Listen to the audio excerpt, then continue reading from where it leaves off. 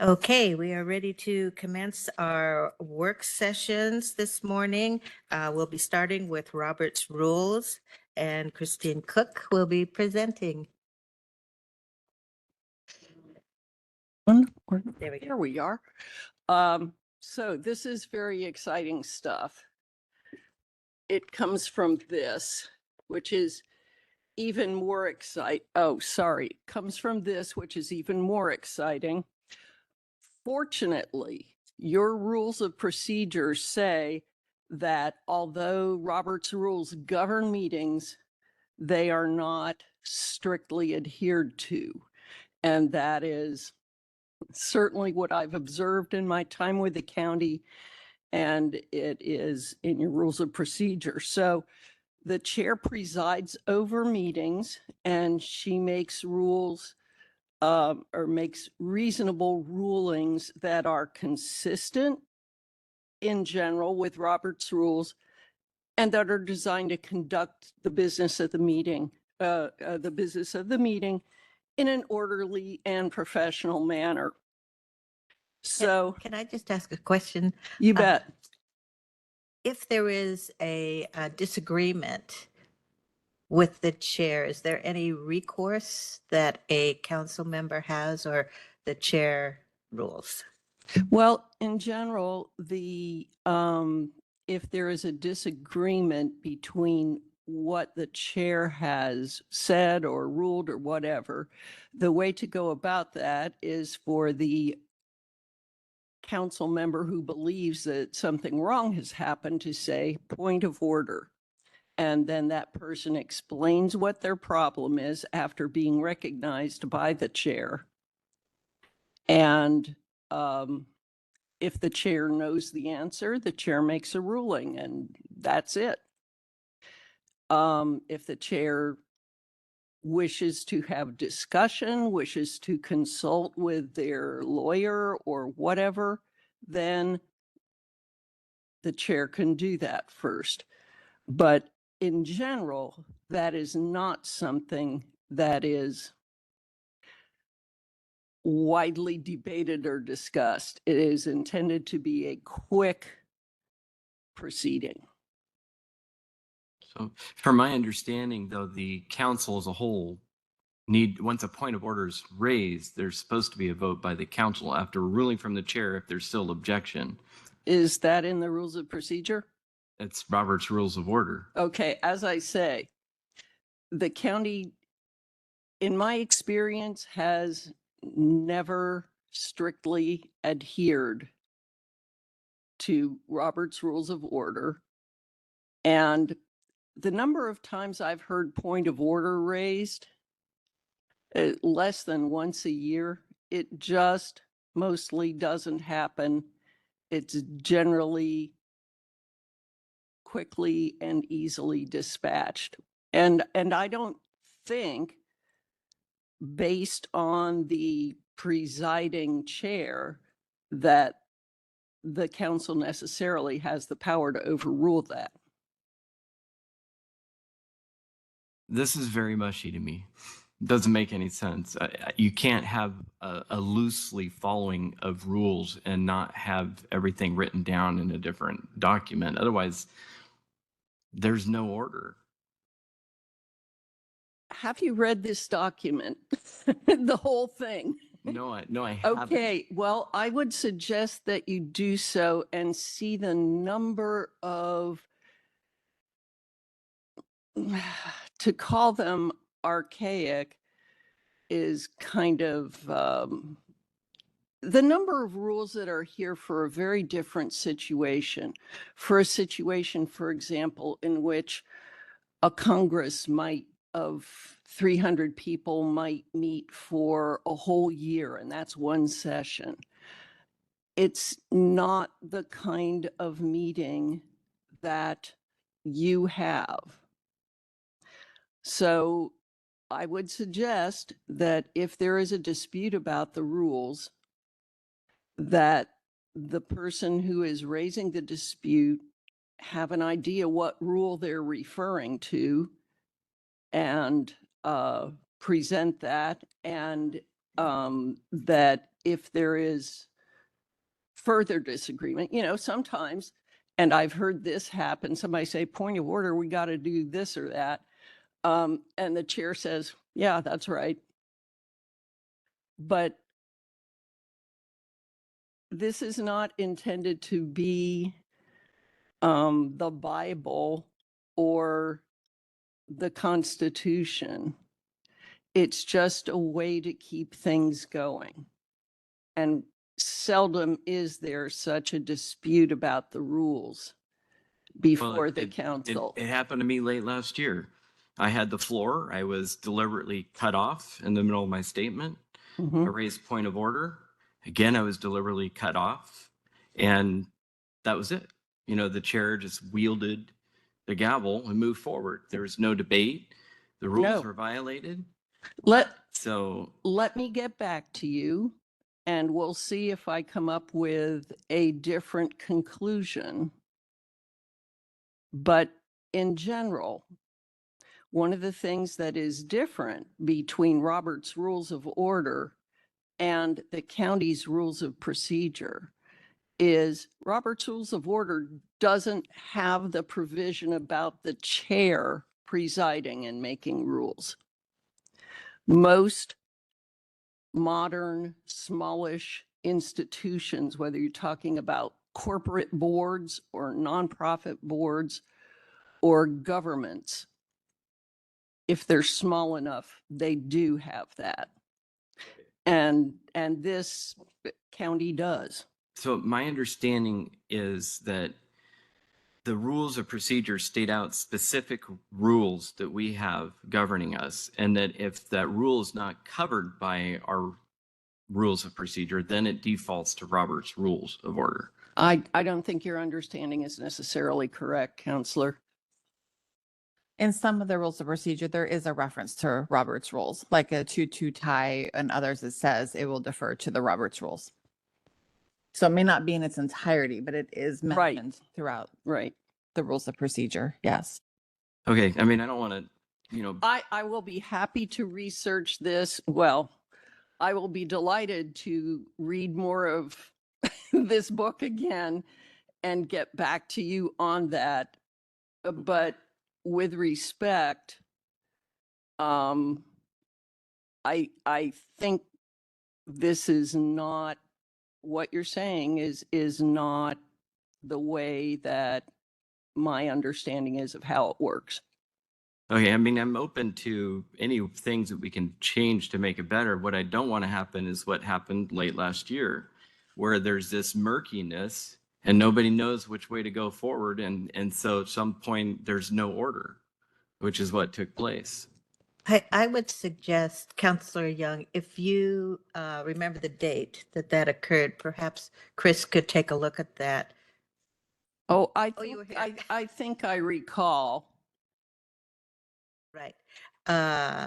Okay, and then maybe we can look at our rules of procedures because there'll still be a public hearing on that. They're still subject to some change, and it could be there's a lens that we look at those rules if there's gaps, if there's a need for other referrals to Robert's rules.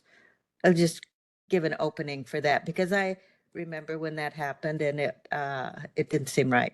Yeah, I don't think we're going to have a problem this year, certainly, but I think it's important to have the procedures documented so that there's a clear direction in the event of dispute. Great, thank you. I think we're ready to move on, Chris, unless you have other comments. No comments. Next slide, please. So what I was told was to be a focus of this presentation because I assume that you all know that motions are made and then seconded and that they can have friendly amendments or amendments that are not agreed to by the proponent, in which case there's a second and a vote and so forth.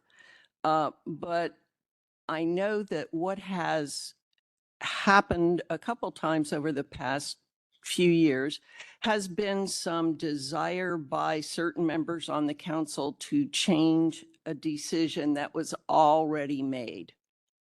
And so I was going to put most of my focus on that. So with that said, next slide. One way to change a decision that's already been made is through reconsideration. And again, what's made is a motion for reconsideration. And there are a couple things that stand out about this. First of all, it has to be made at the same meeting where the decision that's desired to be reconsidered is made. So can't do it a week or 2 weeks later unless you're at a continued hearing. If you're at a continued hearing, you can do it. The other thing that's interesting and that makes the motion for reconsideration generally not applicable to the council, though it could be, is that the movement has to be someone who voted in the prevailing side. So let's say that there is a decision about a proposed ordinance and it's defeated 3-2. Okay. If it's to be reconsidered, then a person who voted against the ordinance has to make the motion for reconsideration. And Robert's Rules of Orders explain that the reason for this is it's not intended to be a mechanism whereby the same thing is brought up again and again and again and again until, people are kind of lose the orderly conduct of business. It loses unless you have this reconsideration. So somebody who moved on the prevailing side must bring it up. I can recall seeing in a state legislature where there were 60 people sitting, somebody voted in a way I hadn't expected at all. And turned out that person was setting up a motion for reconsideration and made one.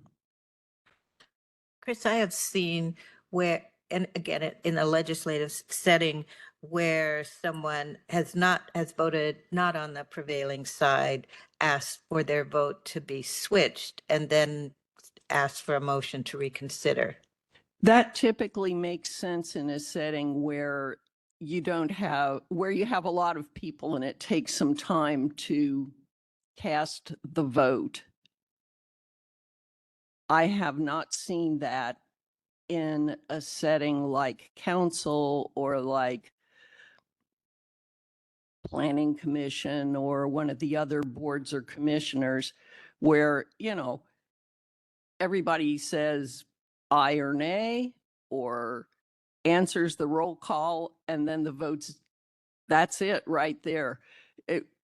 We don't in general have a history or a procedure whereby the chair can hold the matter open for some time to allow somebody to do that. Okay, so a motion for reconsideration must be seconded and must very clearly identify the matter proposed for reconsideration.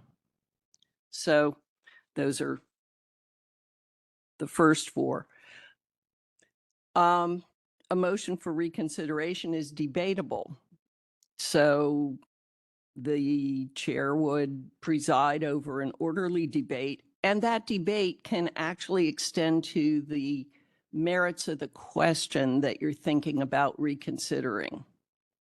So I want to reconsider this because it's a good idea, because so forth and so on. So it's not just should we reconsider? It can also be, would the underlying proposition be a good thing? Requires a majority. And we don't require supermajorities here for a whole lot of stuff. Emergency ordinances require a vote of 4. So that's supermajority business on motion for reconsideration is generally not applicable. So, the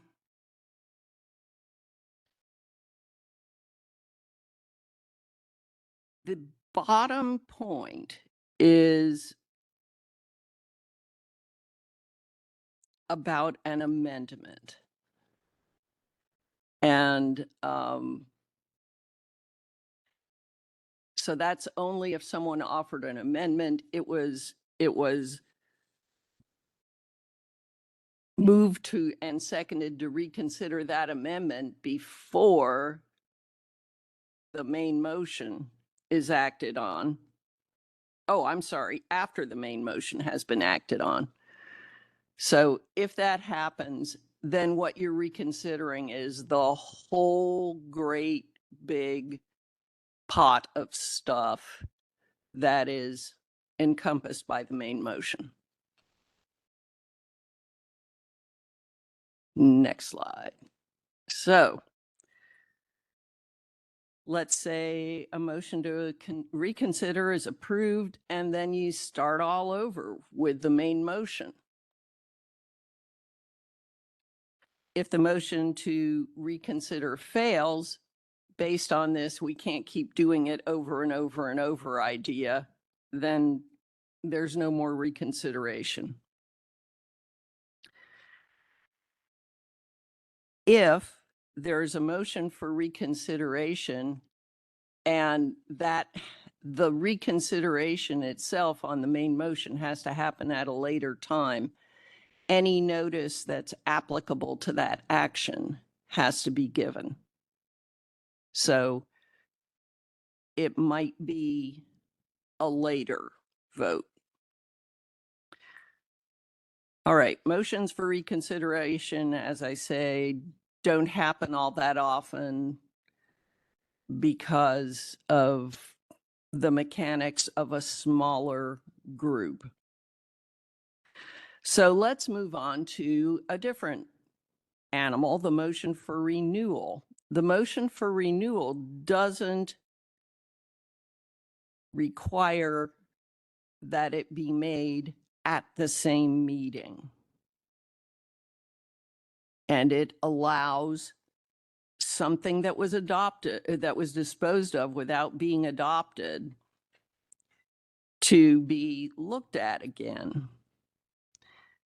The time I have seen this most that stands out in my mind was when a main motion was made and failed in March, and it was brought up again on a motion for renewal in July. So why can you do that? The idea is that because of the passage of time, something's changed. That's kind of the rules justification for it. Requires a second. And if the underlying motion is something, again, that requires special notice and a public hearing, it has to be posted on time, which would probably be 10 days or 15 days for certain ordinances. And the underlying motion itself has to be reposted for that time. That may not come up depending on whether the motion for renewal passes or fails. But that way it's posted in case it does. All right. So here are some areas where renewal cannot occur. If there's already been a renewal motion that's died, you can't bring it up in the same meeting or later. Motion to reconsider, you cannot do a motion to renew a motion to reconsider. You cannot renew a motion that never went anywhere because it didn't have a second. Nor can you do this for resolution of a point of order that has been rejected by the chair. And that is from Robert's rules. So here is a final way to change things that have already been decided. And this happens all the time. This is what most of our ordinance adoption and amendment proceedings are. They're really amendments to the county code that's already been adopted. So when you see the ordinance written out in full before you, it will be written as an amending action. Or if something's just being dumped, it's a repeal or rescission. So those are just your run-of-the-mill ordinance changes where the council would like to consider some way to do things differently, some different standard, the implementation of some different policy. So that's it. Okay, thank you. Are there any questions? No questions.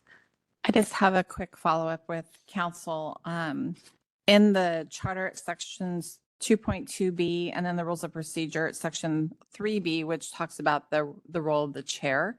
And they pretty much mirror each other, but would council like to include in there a statement of, in general, Robert's Rules of Order will be followed, including but not limited to acknowledging any counselor asking for point of order?